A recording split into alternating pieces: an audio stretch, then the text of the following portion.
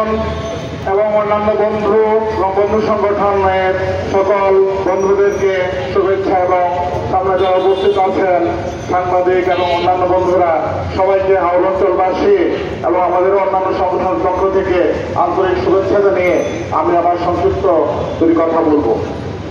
আমরা জানি যে ভারত থেকে 54টি নদী বাংলাদেশে প্রবেশ করেছে এবং ভারত তার ভাটি দেশ বাংলাদেশের সঙ্গে কোন ধরনের পরামর্শ সমঝোতা ইত্যাদি ছাড়া সে প্রায় প্রতিটি নদীর উজানে সে বাঁধ দিয়েছে, ড্যাম দিয়েছে, ব্যারেজ দিয়েছে, আমাদের প্রাপ্ত পানি তারা প্রত্যাহার করে নিচ্ছে।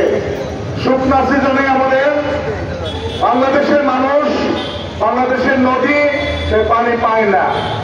আর যখন বর্ষাকাল আসে, যখন তাদের এখানে বন্যার অবস্থা দেখা দেয়, তখন তারা তাদের ওই যে পানির গেটগুলো খুলে দিয়ে আমাদের দেশটাকে ভাসিয়ে দেয়। আজকে আমাদের ভাসছে ফেনী, ভাসছে কুমিল্লা, ভাসছে মৌলভীবাজার, ভাসছে হবিগঞ্জ। আমরা এর অবসান চাই। আমরা জানি, আপনারা সবাই জানেন যে 1997 সনে জাতিসংঘের পানি প্রবাহ আইন কনভেনশন তৈরি হয়েছিল। সে আইনের একটা মূল কথা ছিল, যদি 35টি দেশ এই কনভেনশনে স্বাক্ষর করে তাহলে এই কনভেনশনটি আইনে পরিণত হবে। বাংলাদেশ ছিল আন্তঃনদীর ভাটি দেশ হিসেবে সবচেয়ে নাজুক দেশ, যার উচিত ছিল এটা স্বাক্ষর করা। এই আন্তর্জাতিক নদী কনভেনশনে ভারত স্বাক্ষর করে নাই, চীন স্বাক্ষর করে নাই, কারণ তারা উজানের দেশ। বাংলাদেশের উচিত ছিল এটাও স্বাক্ষর করার, বাংলাদেশ আজ পর্যন্ত সেটা স্বাক্ষর করে নাই। কারণ 97 সালে যারা ছিল তারা ছিল ভারতের এক ধরনের কুকুর সরকার এবং সত্য ছাত্র জনতার আন্দোলনে ক্ষমতাচ্যুত যারা দিল্লিতে আশ্রয় নিয়েছেন, তারা বিদায়ের পর আজকে যারা জনতার সরকার এসেছে বলে আমরা মনে করি, তারা অচিরেই যেন সরকারিভাবে এই যে কনভেনশন সেটাতে অনুস্বাক্ষর করে বাংলাদেশের পক্ষে, বাংলাদেশের মানুষের জন্য এই আইনকে কাজে লাগানোর জন্য তারা যেন অতি দ্রুত অনুস্বাক্ষর করে। এবং আমরা এটা জানি যে প্রতিটা নদী উজানে যে বাঁধ দিয়েছে, যেমন ধরুন তিস্তা নদীর উজানে সিকিমে তাদের যে বাঁধ, সেই বাঁধ 4 দিন আগে একটা অংশ ভেঙে গেছে, পরশুদিন আর একটা অংশ ভেঙে গেছে।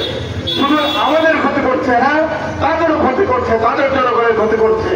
এবং তারা আমাদের যে আজকে ডুবন্ত অবস্থা, আমাদের যে নাজুক অবস্থা, আমাদের যে বন্যায় আমরা আক্রান্ত হয়েছি, আমাদের লক্ষ লক্ষ মানুষ আক্রান্ত, লক্ষ লক্ষ মানুষ বাস্তুচ্যুত, লক্ষ লক্ষ মানুষ আশ্রয়হীন, তাদেরকে কোনোভাবে আমরা তাৎক্ষণিকভাবে আশ্রয় দেওয়া, কোন পূর্ব সতর্কতা ছাড়া তারা পানির গেটগুলো খুলে দেওয়ায় আমাদের কোনো সুযোগ হয় নাই আমাদের মানুষদেরকে সরিয়ে নেওয়া অথবা তারা কোনো নিরাপদ আশ্রয় দেওয়া।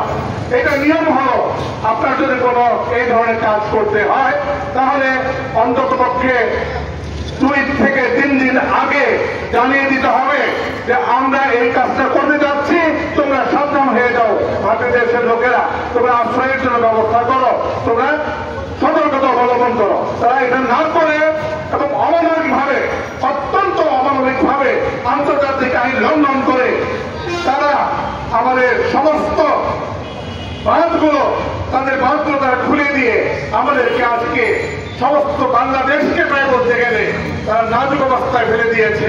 আমরা এর তীব্র প্রতিবাদ জানাই, তীব্র নিন্দা জানাই এবং বাংলাদেশের বর্তমান সরকারকে আহ্বান করছি তারা যেন অতি দ্রুত আন্তর্জাতিক পানি প্রবাহ কনভেনশনে স্বাক্ষর করে এটাকে বাংলাদেশের যে হিস্সা, বাংলাদেশের যে অধিকার সেটা নিশ্চিত করার জন্য তার ব্যবস্থা করে। আমি এই বলে আমাদের সকল বন্ধুদের শুভেচ্ছা জানিয়ে আমি আমার সংক্ষেপ।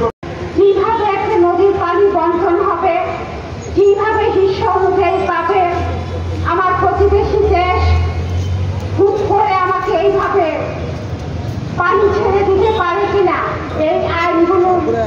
স্পষ্ট লঙ্ঘন আমরা দেখতে পাচ্ছি, যা কোনোভাবে আমরা কাম্য নয়।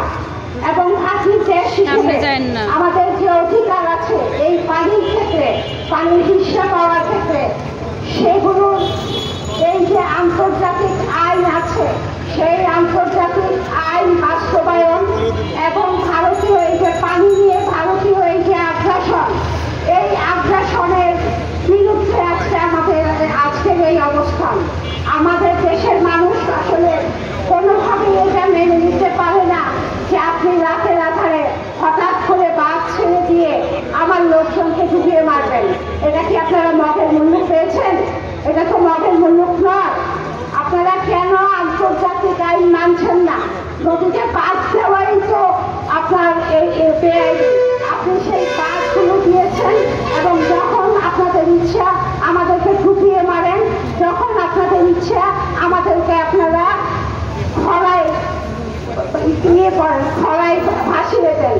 তো এইগুলো তো আসলে কাম্য হতে পারে না। একটা প্রতিবেশী দেশের আচরণ এটা কখনোই হতে পারে না এবং আমরা এর তীব্র প্রতিবাদ জানাচ্ছি এবং আমাদের সরকারের প্রতিও আমাদের একটা দাবি থাকবে, অতি সত্বর এই বিষয়গুলো নিয়ে বসে দ্রুত একটা ফয়সালা করা দরকার। কারণ আমরা এইভাবে দিনের পর দিন আমরা ভেসে যেতে পারি না।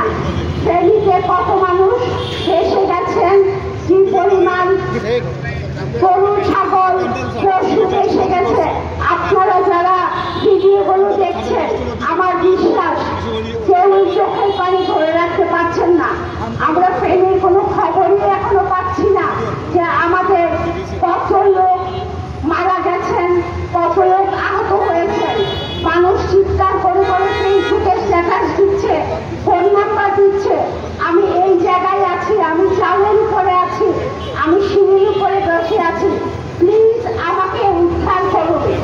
এই যে একটা অবস্থা আমার প্রতিবেশী দেশ আমাদের প্রতি তৈরি করলো, আমি এর তীব্র নিন্দা জানাচ্ছি এবং আমাদের সরকারের প্রতি আহ্বান জানাচ্ছি অতি দ্রুত এই আমাদের ওদের যে পররাষ্ট্র, ওদের যে নদী বিষয়ক লোকজন আছে তাদের সাথে বসা এবং আন্তর্জাতিক যে পানি প্রবাহ আইন আছে সেই আইনের সুষ্ঠু বাস্তবায়ন।